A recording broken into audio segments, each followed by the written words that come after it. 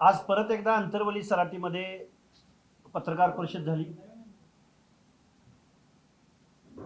महाराष्ट्रातील पुढाऱ्यांनी लाडावून ठेवलेले लाडोबा आज प्रचंड गोंधळलेले, चिडलेले, अस्वस्थ झालेले महाराष्ट्रानं बघितलं। या मनोज जरांगेंचा रोख पहिल्यांदा चव्हाणरावजी भुजबळ साहेबांकडे म्हणजे नाशिककडे होता। पुन्हा त्यांचा रोख देवेंद्रजी फडणवीस साहेबांकडे होता। परत त्यांचा रोख परळीच्या मुंडे बंधू भगिनींकडे होता।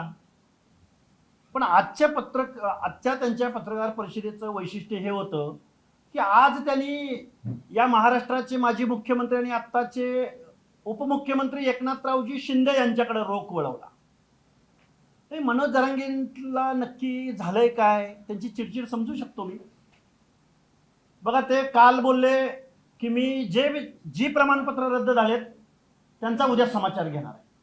ज्यांची प्रमाणपत्र रद्द झाली त्यांच्यावर हा माणूस एक ब्र शब्द बोलला नाही। बोलले कुणावर? दहीहंडे यांच्या प्रमाणपत्र रद्द होण्यावर।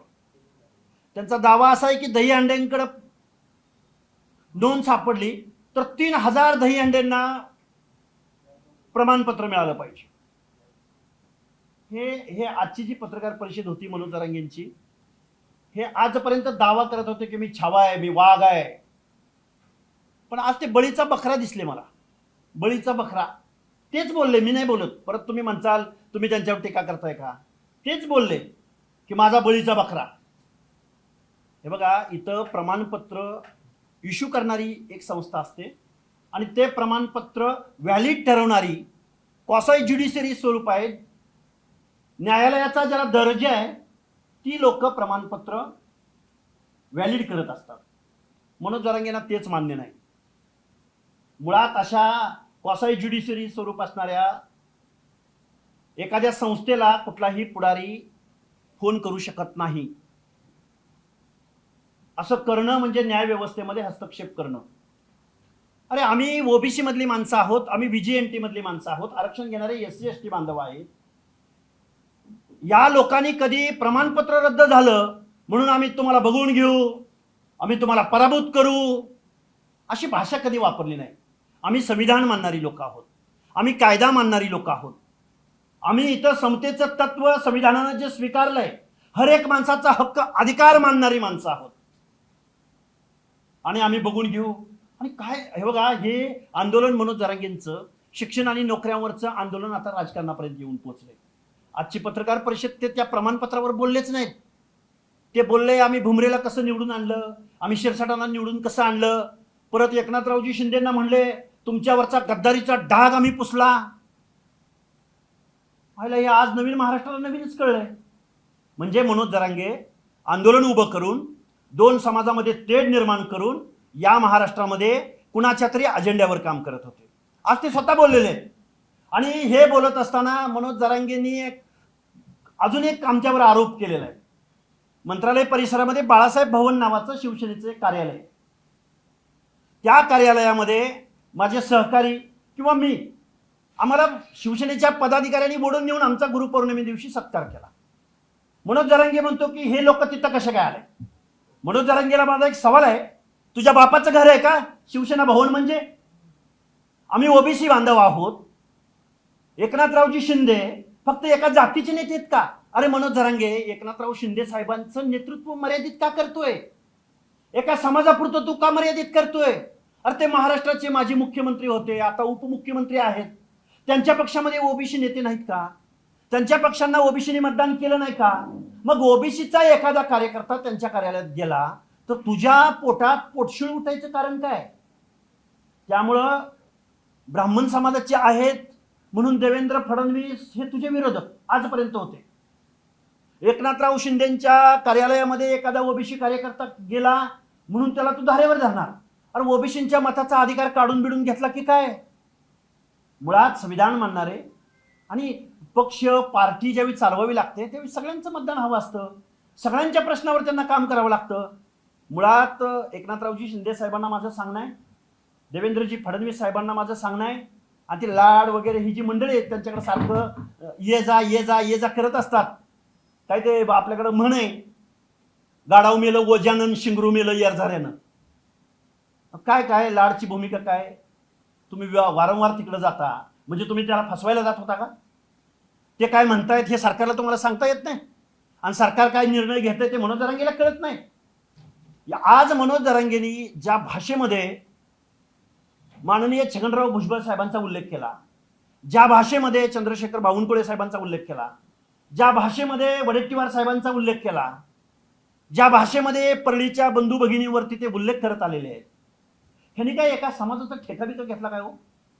आणि एखाद्या समाजाची मागणी, न्याय मागत असताना इतर समाजाला शिव्या देणं, श्राप देणं, तळतळाट व्यक्त करणं, ही आंदोलनाची कुठली भाषा आहे हो? मला वाटतंय शिंदे साहेब, फडणवीस साहेब, तुम्ही पुढे आलं पाहिजे. आणि हे जे तुम्ही लाडावून ठेवलंय ना लाडोबा, ह्या लाडोबाला आरक्षण कुठून सुरुवात होतं, आरक्षण कुणाला दिलं गेलं, आरक्षण का दिलं गेलं, हे एकदा समजावून सांगण्याची गरज आहे. नाहीतर महाराष्ट्रातलं जे सामाजिक स्वास्थ्य आहे, आम्हाला प्रमाणपत्र दिलं नाही, अराजकाची भाषा बोलतो हा माणूस, आम्ही बघून घेण्याची भाषा बोलतो. मग ज्या ज्या ह्या व्यवस्थेमध्ये महाराष्ट्रामध्ये जे मायक्रो ओबीसी आहेत, भटके विमुक्त आहेत, मग त्यांनी आता या महाराष्ट्रात राहायचं नाही का? आता ते छोटे छोटे छोटे समूह आहेत, मग त्यांच्यावर हा दादागिरी करणार का? त्यांच्या नेत्यावर हा दादागिरी करणार का? अरे तो सामाजिक न्याय माग ना. इथं लोकशाही आहे, इथं न्याय व्यवस्था आहे, इथे वेगवेगळे विभाग आहेत. मनोज जरांगेला लोकशाही मान्य नाही. मनोज जरांगेला इथं जे नेते काम करतात, पक्ष काम करतात ते मान्य नाही. मनोज जरांगेंनी गेल्या 2 वर्षाच्या कालावधीमध्ये कुणाच्या तरी राजकीय अजेंड्यावर काम केलंय, ते त्यांनी आज बोलून दाखवलंय. त्यामुळं इथल्या पुढाऱ्यांना माझं सांगणं आहे की इथं जे कास्ट स्क्रुटिनी करणारे आहेत, कास्ट व्हॅलिड करणारी जी मंडळी आहेत, त्यांच्या कामकाजामध्ये तुम्ही दबाव टाकून हस्तक्षेप करू शकत नाही. हे कालच्या 3-4 प्रकरणावरून इथल्या न्याय व्यवस्थेनं दाखवून दिलेलं आहे. आमचा संविधानावर विश्वास आहे, आमचा व्यवस्थेवर विश्वास आहे, आणि आम्ही ओबीसी, विजयंती, SC ST बांधवांनी कधीही व्यवस्थेला चॅलेंज केलेलं नाही. आम्हाला 6-6, 7-7 महिने कुटुंबातलं कास्ट व्हॅलिडिटी सर्टिफिकेट असून सुद्धा जर त्याची वंशावळ जुळवत असताना अडचणी निर्माण होत असेल तर आम्हाला ही सर्टिफिकेट मिळत नाही. सर्वात मोठी जी अडचण आहे ती जेनेलॉजी म्हणतात वंशावळीला. ही जेनेलॉजी जोपर्यंत जुळणार नाही तोपर्यंत कुणाला ही सर्टिफिकेट मिळणार नाही. त्यामुळे मनोज जरांगे, तू कुठल्या मूर्खाच्या नंदनवनात वावरतोयस आणि इथल्या व्यवस्थेला, संसदेला चॅलेंज करतोयस. तुला इथून पुढची, आणि तू नेहमी म्हणतो मी ह्याला पाडतो त्याला पाडतो, तुझे 25 आमदार पाडतो. तू विधान परिषदेला, विधानसभेच्या निवडणुकीला तू केलंच होतं ना आव्हान, कुणी ऐकलं तुझं? त्यामुळं, आणि राजकारणच करायचं ना मनोज जरांगेला, त्यांनी सरळ राजकारणात उतरावं, एखादा पक्ष जॉईन करावा, नाहीतर पक्ष काढावा. पण असं संविधानाला चॅलेंज करू नये. ओबीसींच्या मनात भीती निर्माण होईल अशी भाषा बोलू नये. ओबीसीच्या नेतृत्वावर तोंडसुख घेण्याचा प्रयत्न करू नये. नाहीतर ओबीसी बांधव सुद्धा या सर्व गोष्टींवरती विचार करतील आणि जा विचारतील, प्रश्न विचारतील. पत्रकार परिषद घेतलेली आहे. मनोज जरांगे पाटील एकनाथ शिंदेबद्दल बोलले, पण तुम्हाला नेमकं काय वाईट वाटलं की एकनाथ शिंदेबद्दल बोलल्यावर तुम्हाला काय राग? एकनाथ शिंदे महाराष्ट्राचे उपमुख्यमंत्री आहेत. एकनाथ शिंदेला आम्ही मतदान करत नाही का? एकनाथ शिंदेचे प्रवक्ते आहेत. अरे मी बोलू नये असं कुणी सांगितलंय? माझा काय अधिकार कुणी काढून घेतला काय? तुम्हाला का वाईट वाटलं? अरे मला वाईट वाटायचा काय प्रश्न आहे? महाराष्ट्राच्या उपमुख्यमंत्री पदावर 12, 13, 14 करोड जनतेच्या, ओबीसी समाजात हा मेसेज चुकीचा का बरं कसला चुकीचा जातोय? एकनाथ शिंदे हा माणूस डे 1 पासून, एक मिनिट तुम्ही हे बघा, माझं उत्तर घ्या ना, उत्तर घ्या ना. ते मानतील नाही मानतील, मला मनोज जरांगेच्या मागणीमध्ये कशी खोट आहे हे मला तुम्हाला दाखवून द्यायचंय. झाले एक्सपोज, मी सांगतो ना, एक्सपोज झालेले आहेत. म्हणून मनोज जरांगे कबूल केलेला आहे. एकनाथ शिंदे साहेबांनाही माझं सांगणं आहे, तुम्हाला राजकारण करायचं असेल तर एकनाथ शिंदे साहेबांनाही ओबीसी बांधवांना बरोबर घ्यावं लागेल ना. मनोज जरांगेच्या सांगण्यावरनं जर ते राजकारण करत असतील तर ते घरी बसतील. अख्खा ओबीसींचा मताचा अधिकार काढून घेतला कोणी, आणि मला आमची भूमिका मांडायला आम्हाला संविधानानं, लोकशाहीनं स्वातंत्र्य दिलंय ना. आमच्यावर कशाला मर्यादा आणताय? त्यांचे प्रवक्ते, त्यांचे हे. अरे मी एक ओबीसी आंदोलक आहे आणि मला बोलायचा अधिकार आहे ना. प्रश्न तोच राहतोय की एकनाथ शिंदेवर टीका केल्यावर तुम्हाला काय वाटतं? वाईट वाटणार ना, प्रश्नच नाही, वाईट वाटणार. आमच्या ओबीसी मधले आमचे सहकारी, मी स्वतः सुद्धा, आम्ही बाळासाहेब भवनमध्ये गेलो म्हणून आजची प्रेस फक्त एकनाथ शिंदेवर टीका करणारी होती. की आम्ही फक्त गुरुपौर्णिमे दिवशी त्या फुटपाथवरून जात होतो आणि त्यांच्या पदाधिकाऱ्यांनी आत बोलवून आम्हाला फक्त बुके दिला. ह्याच्या बापाच आहे ते शिवसेना भवन, बाळासाहेब भवन. काय याची खाजगी प्रॉपर्टी आहे? काय जाऊ शकत नाही इतर लोक कोण त्या भवनमध्ये? काय बोलण्याचा काय स्तर आहे त्याचा? आम्ही जाऊ शकत नाही. एका बाजूला मनोज जरांगेला तुमच्याबद्दल प्रश्न विचारला, म्हणतात की मी त्याला मोजतच नाही. अरे नाही मोजू दे. तुम्ही काय त्यांनी नाही मोजलं म्हणून आम्ही आमचं आंदोलन थांबवायचं? आम्ही ओबीसी बद्दल बोलायचं नाही असं तुमचं काय म्हणणं आहे का? मोजलं. अरे आमची जात निहाय जनगणना करतच नाहीत ना, आजपर्यंत केलीच नाही ना. आम्हाला मोजलं असतं ना, आमची संख्या आम्हाला कळली असती तर ह्यांचं कशाला एवढं चाललं असतं मग आज? किमान तुम्ही एकनाथ शिंदेचं लक्षात आणून दिलं की. मोठं केलं. हे बघा, मी तुम्हाला आता शिवाय तुमच्या माध्यमातून माननीय एकनाथरावजी शिंदे साहेबांना सांगू इच्छितो, माननीय फडणवीस साहेबांना मी सांगू इच्छितो, मनोज जरांगेला तेलात घोळा, तुपात घोळा, पाकात घोळा. तो तुम्हाला आणि आम्हाला आजपर्यंत आम्ही एक समजून चालत होतो. अरे किती त्या परळीच्या बंधुभावाला, अरे ते कधी बरं शब्द बोलत नव्हते याच्यावर. किती टार्गेट केलं त्या छगनरावजी भुजबळ साहेबांना, जे अर्ध्या लोकसंख्येच्या बाजूने ओबीसी आरक्षणाबद्दल बोलत होते, त्यांनाही आज अर्वाच्य भाषेमध्ये एक शब्द प्रयोग केला. अरे काय मनोज जरांगे, काय आंदोलन, काय बोलण्याची भाषा? हा महाराष्ट्र आहे. महाराष्ट्रामध्ये इथं भल्या भल्यांचं वेगळं संविधान विरोधी बेकायदा आंदोलन महाराष्ट्रानं गारद केलेले आहेत. त्यामुळे तू कुणाकुणावर बोलत होता? मराठा समन्वयकावर बोलला, कोण प्रवक्त्यांवर बोलला. आज तू एक नेता सोडला नाही त्यांनी. आजची पत्रकार परिषद मनोज जरांगेंची म्हणजे फंबल झालेली पत्रकार परिषद, गोंधळलेली पत्रकार परिषद. वाघाचा मांजर झालेला मी आज मनोज जरांगेंना बघितला. मांजर म्याव झाला, म्याव. कसलं काय वाघ होते ते दावा करत होते, पण आज प्रत्यक्षात ते बळीचा बकरा दिसले आम्हाला. ते स्वतः बोलले, आम्ही नाही बोलत. परत माणसाला तुम्ही त्यांच्यावर आरोप करताय का? ते म्हणले माझा बळीचा बकरा, माझा बळीचा बकरा. आजपर्यंत फडणवीसांना त्यांच्या जातीवरून त्यांची आयमाई काढत होता. आज तो शिंदे साहेबांना म्हणतोय ह्याव झालं, त्याव झालं, त्याव झालं. काय चालली नक्की याचं?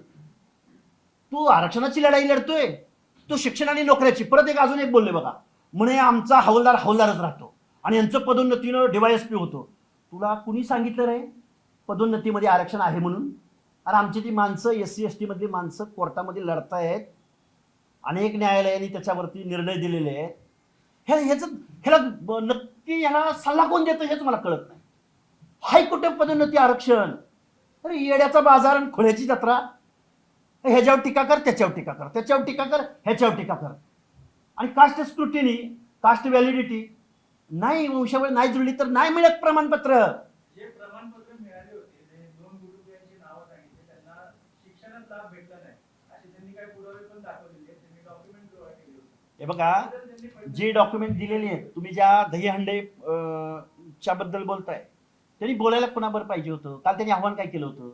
त्यांनी त्या ज्योती शिंदेचं प्रमाणपत्र रद्द झाले त्यावर बोलायला पाहिजे. पण दहीहंडीचं प्रमाणपत्र नेमकं काय रद्द केलं ते तुमच्याकडे काही कारण आहे अहो, का? कारण म्हणजे तिथं ती न्याय व्यवस्था आहे, ती कास्ट व्हॅलिड करणारी संस्था आहे. त्यांनी त्याचं कारण दिलं असेल ना. तिथं न्याय व्यवस्था, अरे न्याय व्यवस्थेच्या निर्णयामध्ये तुम्ही आम्ही नाही बोलू शकत. त्याच्यावर ते जाऊ शकतात, वरच्या कोर्टामध्ये जाऊ शकतात. असं म्हणणं आहे की राजकीय द्वेषानं रद्द केलेलं आहे. कसं काय राजकीय? कुणीही कुणावरही कुणाचंही सर्टिफिकेट रद्द करू शकत नाही. तसं केलं असलं तर तुम्हाला वरच्या न्यायालयात दाद मागता येते.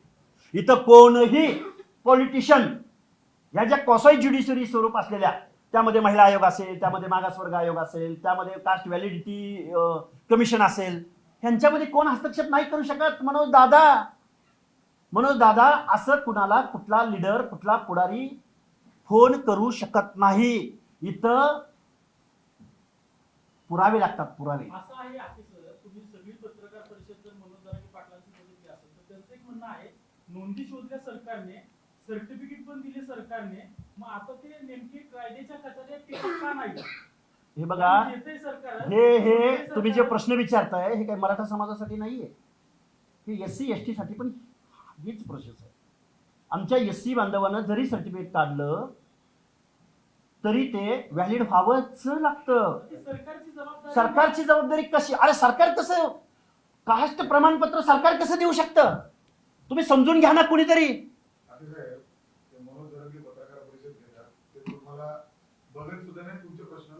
म्हणजे मी आंदोलन ऐकून तर घ्या, तुम्ही सवय तर घाला. हा, ते तुमच्यावर बोलत नाहीत. त्यांनी पत्रकार परिषद घेतली की तुम्ही घ्यायची. ते ते कधी मुख्यमंत्र्यांना चांगलं म्हणतात कधी वाईट म्हणतात.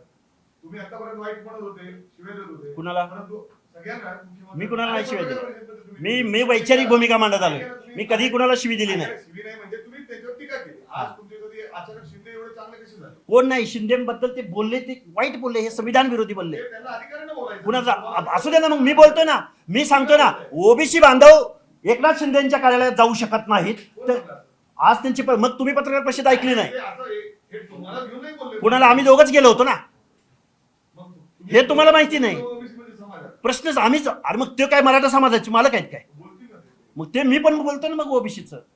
तुम्ही असं हे नका करू. प्रश्न असा आहे की त्यांनी भाजपवर बोलावं, तुम्ही डिपेंड करावं, त्यांनी शिंदेवर बोलावं, तुम्ही मग इकडे मी असलं बोललो. मी काय म्हणतो, हे बघा, राजकारण राजकारण आहे.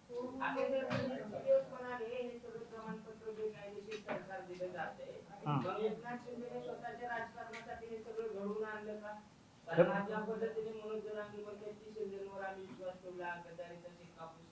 हा. हे बघा,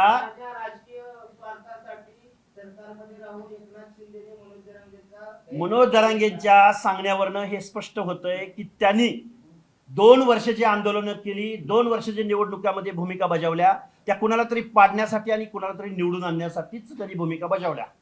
त्यांना आरक्षणाची लढाई लढायची होती, तर त्यांनी आरक्षणापुरतं बोलायचं होतं ना.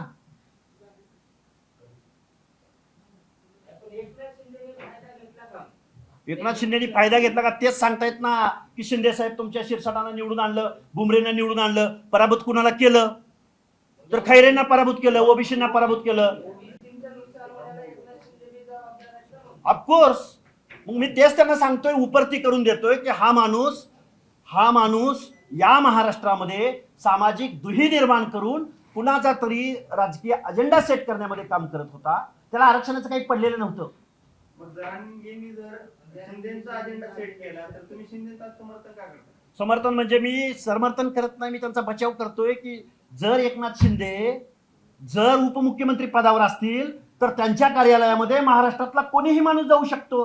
ह्याच्या पलीकडे मी दुसरं काय समर्थन केलंय?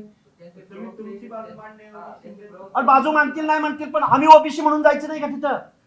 तुम्ही गेल्याचं तुम्ही सांगण्याऐवजी तुम्ही शिंदेचं समर्थन करा. समर्थन कुठं? मी अरे तुम्ही ऐकलं नाही माझी प्रेस, परत काढून बघा. आमचे सहकारी आणि आम्ही बाळासाहेब भवनमध्ये गेलो होतो, त्याच्यावरून त्यांना आज एवढी आग पाकड केली ही रिॲक्शन बोलतोय. आम्ही अगोदर नाही बोललो. मी अगोदर एकनाथ शिंदेचं समर्थन करायला प्रेस घेतला का? मी रिॲक्शन म्हणून, प्रत्युत्तर म्हणून मी घेतोय. एवढं तरी लॉजिक तरी समजून घ्या. मला काय पडलंय त्यानं, कोणाला काय म्हणलं नाही म्हणलं ते. आम्ही ओबीसी बांधव नवनाथ वाघमारे काल आणि गुरुपौर्णिमे दिवशी मला ते ओढून घेऊन गेले होते. तेही कोण घेऊन गेले होते सांगतो. बाळासाहेब आमचे किसवे म्हणून एकनाथ शिंदेच्या पक्षाची विजयंती आघाडीचं काम बघतात महाराष्ट्रात. ते मला म्हणले की हाके सर तुम्ही इथनं चाललाय, आज गुरुपौर्णिमा, 1 मिनिट आत या. अरे बाळासाहेब भवन म्हणजे काय, कुणाचं काय खाजगी प्रॉपर्टी आहे का? गुरु शोधायला गेले. हा? गुरु शोधायला गेले. अरे गुरु शोधायला काय, गुरु शोधू शकतो ना, काय शोधू नाही आम्ही गुरु? तर आम्हाला भेटलं ना. नवनाथ वाघमारेंचं तुम्ही नाव घेतलं, एका बाजूला नवनाथ वाघमारेंना शिवीगाळ धमकी दिली गेली, हा. त्याच्यावर तुम्ही एवढं- बोललो ना, कुणी नाही सांगितलं, प्रेस घेतली नाही तर. पण बोललो शिंदेला- तुम्हाला देतो, तुमच्याकडे जर वाचण्यात आलं नसेल तर. शिंदेला जरांगेंना टार्गेट केलं की तुम्हाला का वाईट अरे मी एकनाथ शिंदेच्या बाबतीत नाही बोललो. मी इथं वडेट्टीवार साहेबांचं नाव घेतलं, बावनकुळे साहेब. आता माझ्यावर असं हेत्वारोप करताय तुम्ही. मी वडेट्टीवार साहेबांबद्दल बोललो, भुजबळ साहेबांबद्दल आरवाच्य भाषेत बोलला, हे बोललो. असं नका करू. प्रश्न विचारा ना डायरेक्ट काय असेल तो. पण भुजबळ साहेब बघितलं तर राष्ट्रवादीचे, एकनाथ शिंदे ते पक्ष राजकारण. सगळ्यांचं मी ओबीसींच्या हिताची भाषा बोलतो. यात काय ओबीसीचं आहे ना, प्रश्नच नाही. शिंदेची बाजू इथं तुम्ही मांडताय, भुजबळांची मांडताय. कालपर्यंत तुम्ही यांना नाही ते बोलत होता. कोणाला? पुन्हा- बोलावं लागेल ना. अहो मला एक सांगा, माझा प्रश्न, अहो माझी नाही भूमिका बदलत. मी काय बोललोय ऐका मी ओबीसी आरक्षणाबद्दल. अरे यार मी ओबीसी कालच्या पत्रकार परिषदेत ओबीसीचं याच नेत्यांनी वाटोळं केलं असं तुमचं स्टेटमेंट आहे, आणि आज तुम्ही त्यांच्या समर्थनात मग मी काय वाटलं केलं नाही म्हणलो का आज? मग नेमकं- मी काय मुद्द्यावर बोललो तुम्ही अंदाज घेताय का? मी काय मुद्द्यावर बोललो की त्यांच्या भवनमध्ये गेलो म्हणून हा टीका करतोय, एवढाच मुद्दा आहे का? मी काय असं काय, देतील ना. मी माझ्या भूमिकेत काय बदल केला? त्यांचे प्रवक्ते, त्यांचे नेते देतील. अरे आम्ही गेलो होतो ना म्हणून बोलावं लागतंय ना. आम्ही गेलो होतो, आमच्यावर बोलला तो. ओबीसीचे नेते, विरोध करणारे नेते, आम्ही दोघंच गेलो होतो. आम्ही तिसरं कोण गेलो नव्हतं तिथं. काय बोलताय राव तुम्ही? झालं का? पण त्यांनी जे कास्ट व्हॅलिडिटीचे आरोप केले ते खरे आहेत का? कुणाचे कास्ट? जरांगेंनी जे आरोप केले की जाणीवपूर्वक असं कोण कुणाला फोन करू शकत नाही, कुणाचं प्रमाणपत्र रद्द करू शकत नाही. तसा अधिकार कुठल्याही पॉलिटिशियनला नाही, कुठल्याही राज्यकर्त्या नेत्याला नाही. तिथं कास्ट व्हॅलिडिटी देणारी ही एक न्यायिक संस्था आहे, कमिशन आहे. तिथं त्यांच्या अधिकारात कोणच तुम्ही हस्तक्षेप जे करू बघितलं असेल नेमकं कशामुळे रद्द झाला असतो हे काय? बघा, मी तुम्हाला अजून एक सांगतो तमाम महाराष्ट्रातल्या बांधवांना. त्या हैदराबाद गॅजेटमध्ये काय आहे तर संख्या आहे. हैदराबाद गॅजेटमध्ये कुणाचं नाव नाही.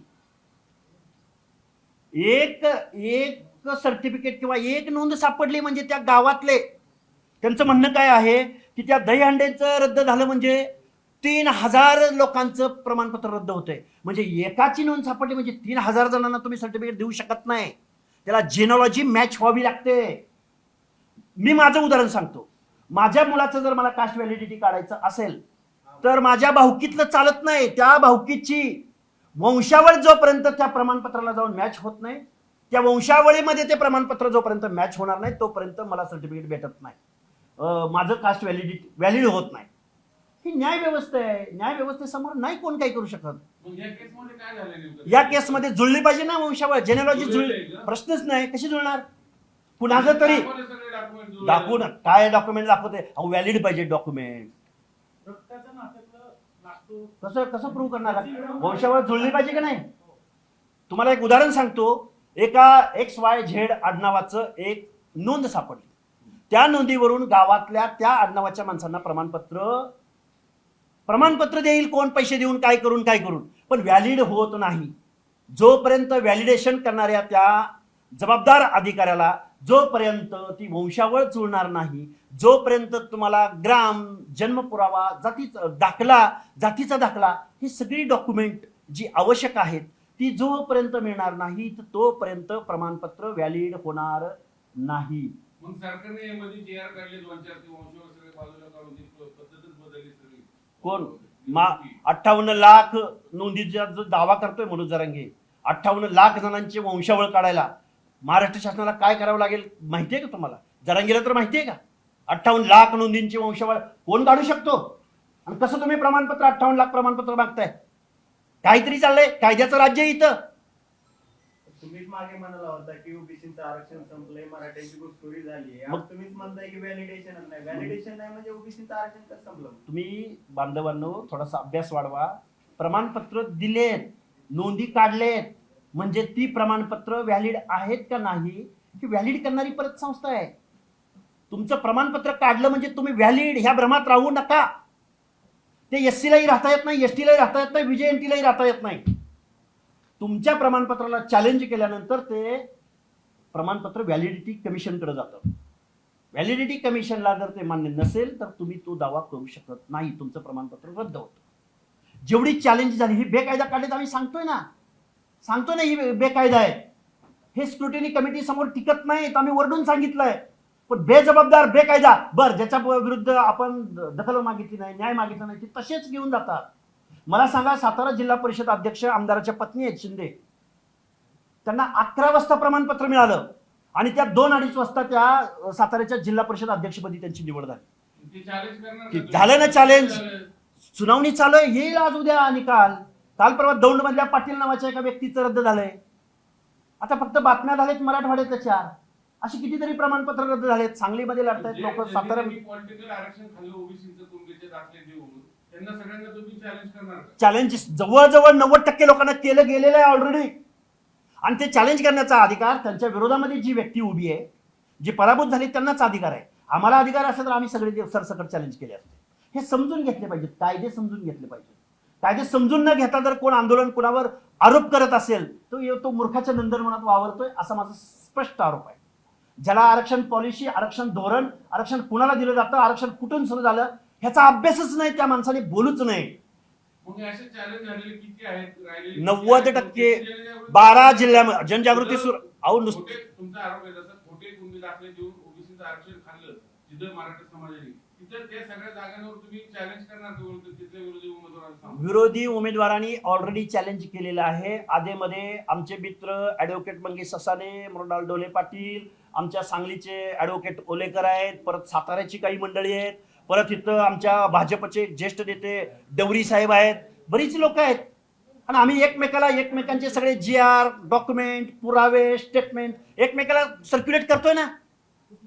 त्यामुळं हे जे काही बेकायदा सर्टिफिकेट वाटण्याचा प्रोग्राम, GR काढण्याचा प्रोग्राम महाराष्ट्र शासनानं जो अवलंबलेला होता, तो कास्ट स्क्रुटिनीला, जात वैधता देणाऱ्या स्वायत्त न्यायिक आयोगाला हे मान्य नाही, की जे सुप्रीम कोर्टाला मान्य नव्हतं, जे संविधानात्मक अधिकार ज्या राज्य मागास वर्ग आयोगानं हे आरक्षण नाकारलं, त्यांना फाट्यावर मारून राज्य शासनानं GR काढण्याचे प्रयत्न केले, ते जात प्रमाणपत्र वैधता देणाऱ्या न्यायिक आयोगानं नाकारलेले आहेत. इथं संविधान श्रेष्ठ आहे, इथं कायदा श्रेष्ठ आहे, आणि या संविधानाला चॅलेंज करणाऱ्यांचे दात घशात गेलेले.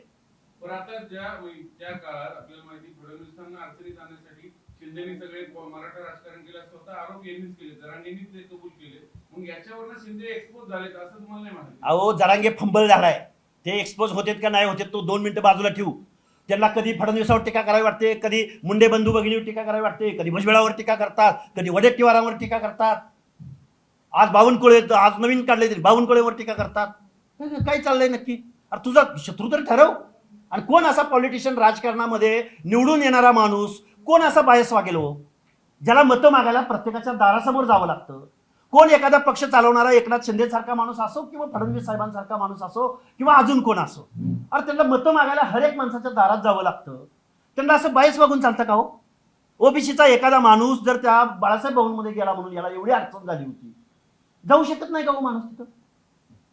काय चाललंय नक्की हे हे हे मला वाटतंय मराठा समाजामधल्या विचारवंत मंडळींनी, तज्ज्ञ मंडळींनी पुढे आलं पाहिजे. आणि महाराष्ट्र शासनानं पुढाऱ्यांनी लाडोबा बनवून जो ठेवलाय हा माणूस बेकायदा, अरे नक्षलवादी म्हणायला सुद्धा मला लाज वाटते. हा अराजकवादी आहे खरं तर. मला सांगा, एका मोठ्या समुदायात जर अराजक सदृश्य जर त्यांच्या मनामध्ये भावना निर्माण झाली, तर आम्ही मग ओबीसीनी गावगाड्यात राहायचं नाही का? आमची घरं काढणार का हा? मग बघून घेईल मराठे एकदा सुटले तर तुम्हाला मराठ्यांचा मालक झाला का हा? मराठ्यांना आम्ही मतं दिली नाही. मराठ्याचे 28-29 पैकी 22-23 मुख्यमंत्री मराठ्यांचे झाले, त्यांना आम्ही मतदान केलं नाही. काय बोलतोय हा? महाराष्ट्राची वीण उसवणारा, महाराष्ट्रात अराजक निर्माण करणारा. याला पहिलं उचला, याच्यावरती काय कायदे लागू होत असेल तर.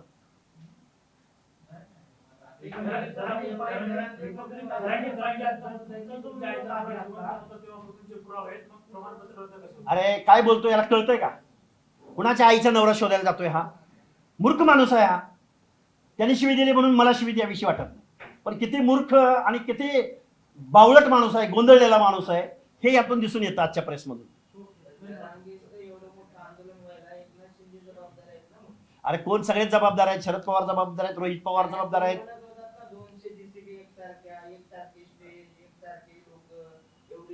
मग म्हणतच होतो ना, मी कुठं नाही म्हणतोय, आता कुठं नाही म्हणलो का? अरे मी एवढ्याच परिप्रेक्ष्यात बोललोय, एवढ्याच इन्व्हर्टेड कॉम्यामध्ये बोललोय. बांधव इन्व्हर्टेड कॉमा अपस्ट्रॉफी काय ते?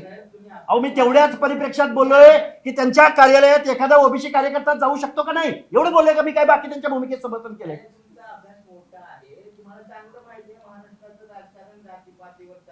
एका जातीच्या नेत्याचा दबाव निर्माण केला जातो, त्याच्यावरून पदे घेतले जातात, राज्य सरकारवर दबाव टाकला जातो. मग मराठा नेते म्हणून काही वर्षात एकनाथ शिंदे पुढे आलेले आहेत, हे सगळ्यांना माहिती आहे. पण ते वाईट असं आहे की मराठा म्हणून जर एखाद्या नेत्याला शिक्का लागला तर बाकीच्यांनी मत आम्ही मत द्यायच नाहीत का त्यांना? त्यांचा एखादा चांगला उमेदवार आहे, मग तेच जबाबदार. तेच सांगतोय की हा माणूस काय तेच सांगतोय. तुम्ही जे बोलला तेच बोललोय ना मी. हा, जबाबदार माणसाला भेटायला का गेले हाच प्रश्न आहे, बाकी काही कुठल्या जबाबदार माणसाला भेटायला गेले? कोण? आता तुम्ही काय म्हणले, एकनाथ शिंदे जबाबदार आहे. कुणाला? त्याच जबाबदार त्याला जो तुमच्या आरक्षणाला अशा पद्धतीने त्याच्या सगळे पुढारी हे बघा सगळेच पुढारी, कधी काळी सत्तेवर जाणारा पुढारी महाराष्ट्रात ज्याने कुणा आंदोलन केलं की त्याला म्हणतो आम्ही देऊ. पण इथले पुढारी, इथले राजकारणी त्याला असं म्हणत नाहीत, अरे हे सामाजिक मागासांचं आरक्षण आहे, ज्यांच्या बाबतीमध्ये सामाजिक दुजाभाव झाला त्यांचं आरक्षण आहे. तुमचं सुद्धा पाठ झाला असेल की हे सांगून आरक्षण कुणाचं, कशासाठी, का दिलं गेलं? त्या जातीमध्ये जन्माला यावं लागतं, ते सामाजिक दुजाभाव सहन करावा लागतो. असं कुठलं तरी चिटर काढायचं आणि कुठली तरी हे काढून हैदराबाद गॅजेट, मग ती उर्दू भाषा, ती काय बोललो बघा त्या दहीहंड्यांच्या बाबतीमध्ये उर्दू, मग उर्दू शिकायची ना. निजामाचं तुम्हाला पुरावा हवाय तर ती भाषा पण शिकली पाहिजे, तुम्हाला रीतिरिवाज पण ते अवलंबले पाहिजेत. का बरं घ्यावं ना जरांगेनी? मग निजाम म्हणलं म्हणून त्याला वाईट वाटतं? निजामाचा पुरावा चालतो, निजामाचं काय त्याचं काय सिंबॉलिक बोलल्यावर त्याला काय अडचण, काय एवढं वाईट वाटायचं कारण आहे? खूप वास्तव आहे, भयानक आहे हे. वय ओबीसीच्या माणसांना टार्गेट करू नका, फडणवीसांची आयमाय काढू नका, एकनाथराव शिंदेना जातीत बांधू नका, परळीवाल्यांच्या बोलू नका. भुजबळ साहेबांना आज किती वाईट बोलले राव. एखाद्या माणसाला सद्सद विवेक बुद्धी, एखाद्या सज्जन माणसाला किती वाईट शिवी देतो तू हे माणसं. पण आज तुम्हाला एकदम शिंदेचं कसं काय पोहोचलं? कुणाची अहो मला शिंदेचा पुळका यायचं सोडा, 2 मिनिटं बाजूला ठेवा. पण तो बोलला काय की तुमच्या पक्षामध्ये हे ओबीसीचे नेते येतात कसे? अरे म्हणजे आम्ही महाराष्ट्रात राहायचं नाही का, जायचं नाही का कुणाकडं? बरं, ते झालं बाळासाहेब बरोबर गेला, पण म्हणजे जो शिंदे आतापर्यंत मराठ्यांचं राजकारण केलं, जरांगे नावाचं माणसाला मोठं केलं, सगळं त्याचे राजकीय फायदे घेतले, मुख्यमंत्री बनले, म्हणजे ओबीसीच्या मुळावर उठले ते, त्या शिंदेचं कौतुक पुढारे कोण कौतुक केलेलं नाही. हाच जरांगे ज्या फडणवीसांना शिव्या देत होता, 2 दिवसापूर्वीच त्याचं स्टेटमेंट आहे की फडणवीसांच्या बाजूनं, आणि आज परत तो त्यांच्यावर बोलतोय. काय जे शिंदे मराठ्यांचं राजकारण करतात, त्याचे पद लागतात, ते तुम्ही ओबीसी नेते म्हणतो, मग कशाला त्यांच्याकडे नाही जाणार? ठीक आहे, तुमचं मान्य, जाणार नाही उद्यापासून. आज नेमकं कोणाचं प्रश्न तेच कळत नाही. कोण? लक्ष्मण हाके ओबीसींचा प्रवक्ता आहे. कुणी कितीही काहीही प्रचार केला, कुणी काहीही आमच्यावर टाकलं, देवांपासून आमची भूमिका आहे हे बेकायदा आहे. आजही आमची तीच भूमिका आहे. आणि आम्ही कुणाला जावं, कुणाला भेटावं, काय नाही भेटावं, अजून तरी आमच्यावर कुणी मर्यादा घातलेली नाही. आम्ही लोकशाही राज्यामध्ये राहणारी माणसं आहोत. मी साम टीव्हीच पाहते, तिथल्या बातम्या मला रिलेट करतात.